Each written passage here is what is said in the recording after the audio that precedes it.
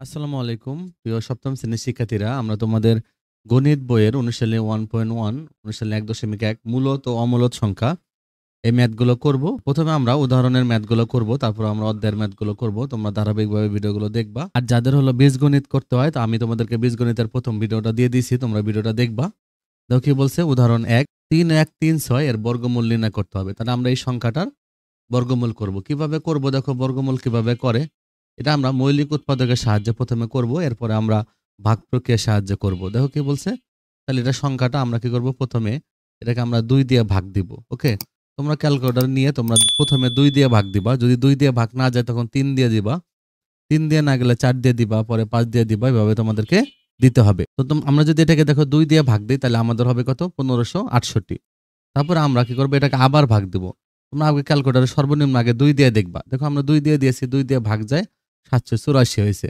তাহলে এটা আমরা লিখবো। আবার আমরা এটাকে 2 দিয়ে ভাগ দেব। দেখো আমরা 2 দিয়ে ভাগ দিয়েছি, 2 দিয়ে 392 হয়েছে। তোমরা দেখবা যখন 2 দিয়ে যাবে না তখন 3 দিয়ে দিবা, পরে 4 দিয়ে দেবা। এবার ধারাবাহিকভাবে উপরের দিকে যাইতে হবে। আবার তোমরা 2 দিয়ে ভাগ দিবা এটাকে, তাহলে কত হবে দেখো, 196 বের হবে। তাহলে আমরা যদি এটাকে আবার যদি 2 দিয়ে ভাগ দিই, তাহলে 98 বের হবে। তাহলে দেখো আমরা যদি 2 দিয়ে ভাগ করি, এটা কত বের হয়, 98 বের হয়। এরপর আমরা আবার 2 দিয়ে এটাকে ভাগ দিব।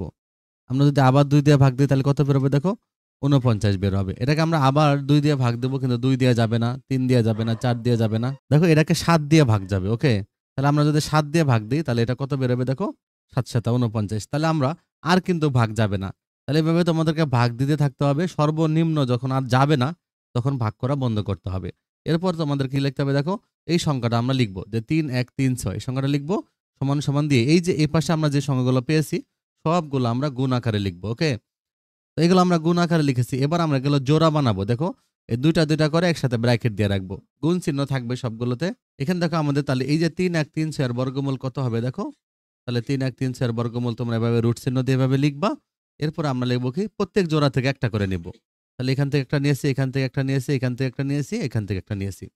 তাহলে আমরা যদি এগুলো গুণ করি, 2 দুগুণে 4, 4 দুগুণে 8, 7 8 গুণ করলে কত হবে, 7 8 গুণ করলে কত হবে 56। তাহলে এই যে 56 হলো আমাদের এটা বর্গমূল। ওকে, তাহলে এভাবে তোমরা বর্গমূলটা খাতায় করে ফেলবা।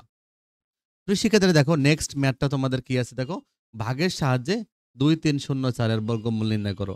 তাহলে আমরা ভাগের সাহায্যে এটা বর্গমূলটা কিভাবে করব দেখো, এখন লিখবা তোমরা এভাবে। তারপর আমরা সংখ্যাটা আগে লিখব। সংখ্যাটা লেখার পর দেখো আমরা আগে জোড়া জোড়া করে দাগ টানবো উপরে। দেখো এই দুইটার উপরে দাগ দিয়েছি, আমরা আবার এই দুইটার উপরে দাগ দিব। এরপর আমরা এভাবে একটা দাগ টেনে দেবো এই পাশে। তো শিখে দেখো এটা কিন্তু আমরা বর্গমূল করতেছি। ওকে, তো বর্গমূল মানে রুট করতেছি। তো রুট করার জন্য ভাগের সাহায্যে এভাবে করতে হয়। এই পাশে আমরা একটা দাগ টানবো। দাগ টানার পর আমরা কি করবো দেখো, আমরা এখানে এমন একটা সংখ্যা লিখব যেটা এখানে আমরা ওই সংখ্যাটা আবার সাথে গুণ করব। যেমন আমি যদি এখানে 3 লিখি, তাহলে 3 3 9 হবে। তাহলে আমার এখানে 9 লিখতে হবে। যেহেতু এটা অনেক বড় সংখ্যা, আমি যদি 4 লিখি তাহলে 4 4 16 হবে। তাহলে আমি এখানে 16 লিখব। কিন্তু আমি যদি 5 লিখতাম তাহলে 5 5 25 হয়ে যেত। তাহলে এখানে বেশি হয়ে যেত। তাহলে আমি 4 লিখেছি, 4 4 16 হবে। তাহলে আমি এখানে 16 লিখব। এবার আমি এই যে এখান থেকে আমি বিয়োগ করে দিব। তাহলে 16, তাহলে আমি এই যে 6 আছে এখানে, এখানে দেখো আমরা 13 করব। তার মানে এখানে আমরা 6 ছে 13 করতে 7 হয়, হাতের 1 1 1 2, 2 দিয়ে মিলে গেলে 0। আমি 23 থেকে 16 বাদ দিলে 7 হয়। এটা আমরা লিখছি। এবার দেখো আমরা কি করব, নরমাল ভাগঙ্কে আমরা একটা করে সংখ্যা নামিয়ে নিয়ে এসে নিচে, কিন্তু এখানে আমরা কি করব, দুইটা করে সংখ্যা নিয়ে আসবো, পুরো জোড়া নিয়ে আসবো। দেখো এই যে 0 4টা আমরা এখানে নিয়ে আসছি।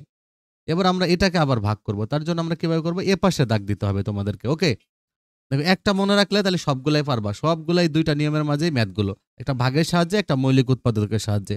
তাহলে অনুশীলনের ম্যাথগুলো তোমরা সহজে পেরে যাবা। দেখো এখানে তাহলে এভাবে আমাদেরকে একটা দাগ দিতে হবে। তারপর আমরা কি করব, এই 4 এর ডাবলটা এখানে আমরা 8 লিখব। এখানে যে সংখ্যাটা তোমরা লিখবা এই সংখ্যাটার এখানে ডাবল লিখে দিবা। লিখে দেওয়ার পর এখন এখানে আমাদের আরেকটা সংখ্যা দিতে হবে, এইখানে আমাদের একটা সংখ্যা দিতে হবে। তাহলে এখানে আমি যে সংখ্যাটা দিব ওই সংখ্যাটার সাথে আমার এই পুরা সংখ্যাটা গুণ করতে হবে। তাহলে গুণ করে আমার এখানে লিখতে হবে। তাহলে আমি এখানে যদি 1 দেই তাহলে আমার এখানে 1 দিতে হবে। তাহলে 1 আর 81 গুণ করলে 81 হয়ে যাবে। তাহলে সংখ্যাটা ছোট হয়ে যায়। আমি যদি এখানে 2 দেই তাহলে আমার এখানে 2 দিতে হবে। তাহলে 2 এর সাথে এই 82 গুণ করতে হবে। আমি যদি 3 দেই তাহলে এখানে 3 দিতে হবে। তাহলে 3 এর সাথে এই 3 এর সাথে এই 83 গুণ করতে হবে। তাহলে আমি যদি এখানে 8 দেই তাহলে আমাকে এখানে 8 দিতে হবে। তাহলে আমি এই 8 এর সাথে আমি এই পুরাটা 88 গুণ করব। ওকে, তাহলে আমি 8 8 64, 4 হাতে 6, 8 8 64 আর হলো 6 হলো 70। তাহলে আমরা এটা পুরা সংখ্যাটা এভাবে লিখব। এবার আমরা নিচে একটা দাগ টেনে দেবো এভাবে। দেখো বিয়োগ করলে কত হবে, 0 বের হবে। তাহলে এই যে এখানে যে সংখ্যাটা থাকবে এটা কিন্তু তোমার বর্গমূল। ওকে? তাহলে সবগুলো ভাগ প্রক্রিয়ার বর্গমূল, এই নিয়মটা হলো এটাই। তোমরা কয়েকটা দেখলেই দেখবা ক্লিয়ার হয়ে গেছে। দেখো সুতরাং এটা সমান, সমান আমরা কি লিখব?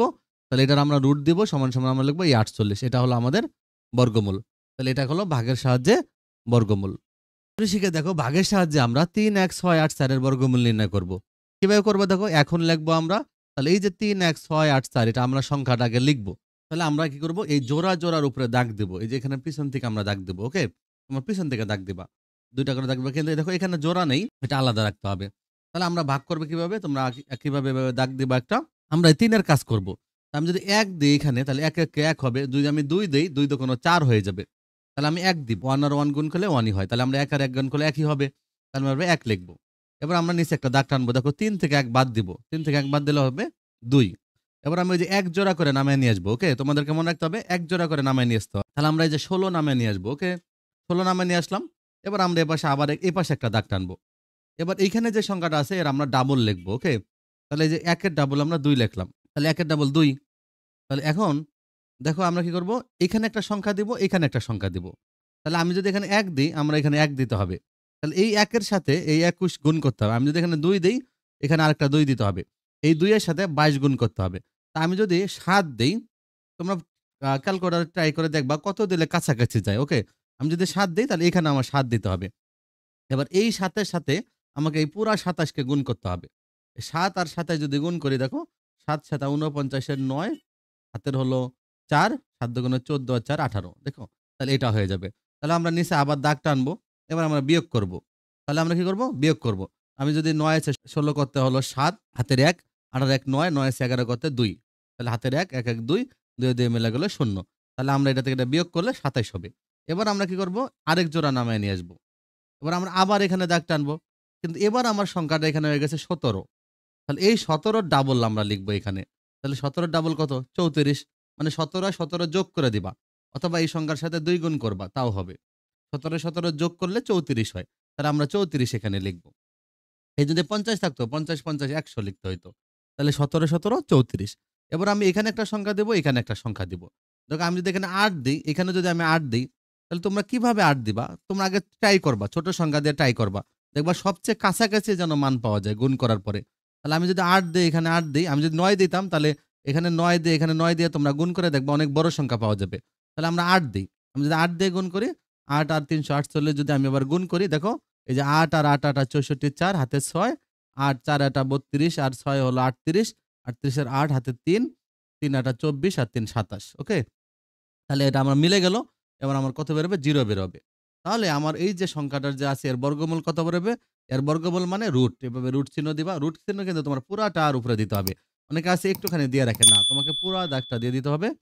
তাহলে আমরা এটা যদি করি, আমরা এই যে এপাশে যে সংখ্যাটা পেয়েছি এটা আমার বর্গমূল। তাহলে এটা হলো ১৭৮, এটা হলো বর্গমূল। তাহলে এভাবে তোমরা ম্যাথটা করে ফেলবা। ওকে?